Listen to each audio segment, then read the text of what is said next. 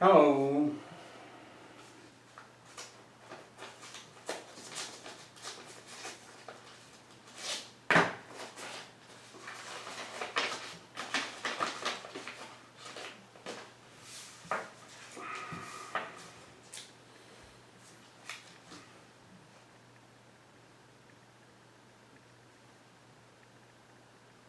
LOL. LOL. You eat all that candy watching TV right before you go to bed and you wonder why you can't sleep? Yeah, that's a tough one. No, I don't wonder why I don't sleep. As a matter of fact, I do sleep, but I don't wonder why I do. I know why I don't. I know why I couldn't. I know why I now can. What does candy have to do with anything?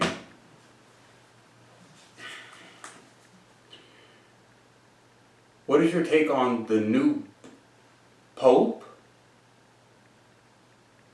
His Holiness the Pope? Oh, yeah, let's save these for another time. When I learned that the College of Cardinals had exited conclave because they had selected a new Pope, and that new Pope was American, that the Vatican would be facing an American, I'm pretty sure I genuflected. I thought I was going to have heart failure. Because, let's face it, I'll use the word, there was an automatic assumption based upon what you would probably call traditional ecclesiastical conservatism. I figured that an American Pope would automatically be right-wing, possibly far right-wing, possibly even extremist right-wing, possibly even make America great again right-wing. And I thought to myself, there goes the whole ballgame. Because you have this degenerate pretending to be a president who has a stalemated Supreme Court, a castrated Congress, and now the Vatican. All bets are off. This is the end of the line. Because having the Vatican in your corner, an American Pope in your corner, that is the ultimate embodiment of Gott mit uns. Yeah.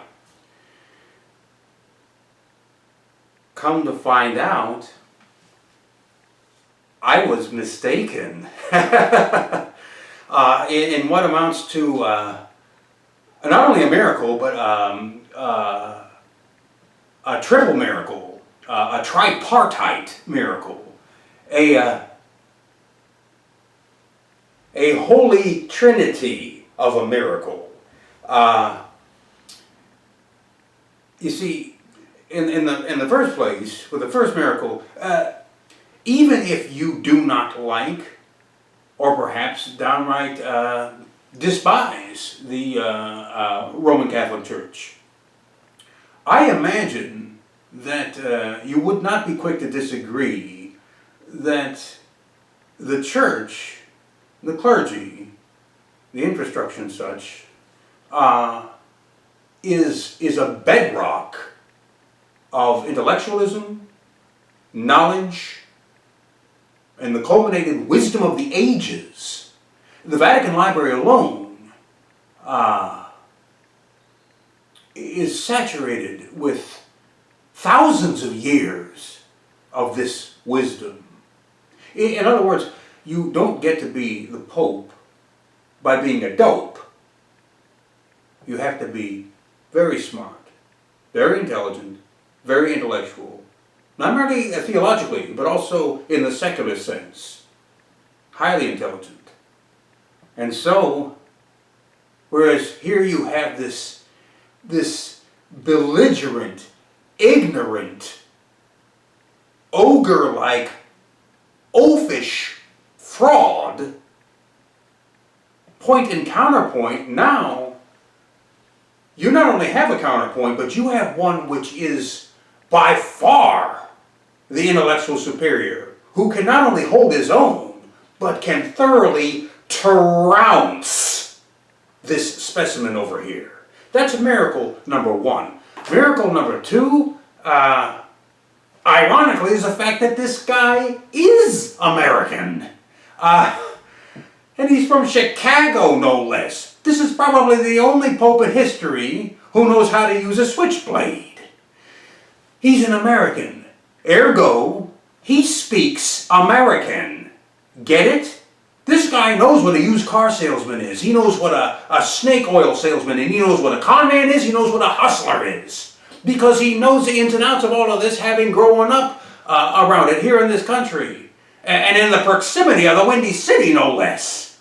Oh no. This Pope knows what time it is in this country. And knowing this, he's going to be able to recognize it, confront it, and call it out for the load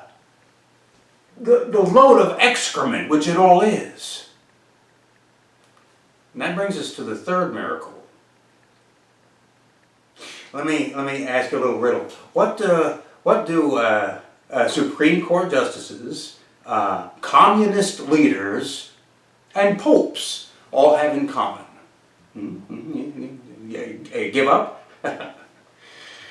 They're all in it for life, for a lifetime term. They're all in it for life. Just like me. That's why you have supremely geriatric Supreme Court justices, communist leaders who have 1.5 feet in the grave, and popes who lend to longevity. Presidents and prime ministers come and go, but popes, not unlike crowned heads of states, they're in it for life. They're not going anywhere. Matter of fact, the lifetime term, I imagine, is something which this degenerate over here looks upon with extremely embittered jealousy, because he doesn't remotely have the same thing, you see. And that brings us to the whole convergence of these three miracles.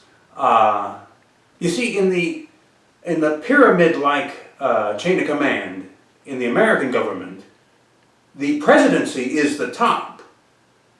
And whereas a president is supposed to answer to, for instance, the United Nations or NATO, or to his own constituents, his or her own constituents, and ultimately to the American people, if someone pretending to be the president doesn't do any of that, holds himself accountable to nobody, there is no check and balance.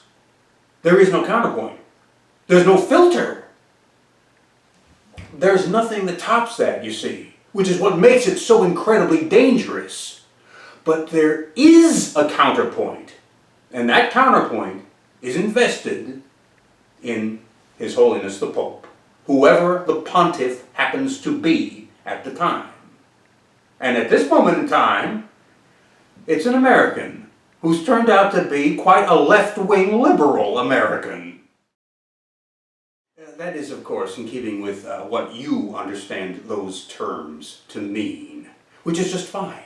That is fantastic, in fact, because, as I say, now not only do you have a counterpoint to this train wreck over here, but you have a vastly intellectual counterpoint with the full force of papal authority behind him. And keeping with the concept of the chain of command, in terms of the Roman Catholic Church, the archdiocese and so forth, again, not unlike myself, the only one who the Pope answers to is God.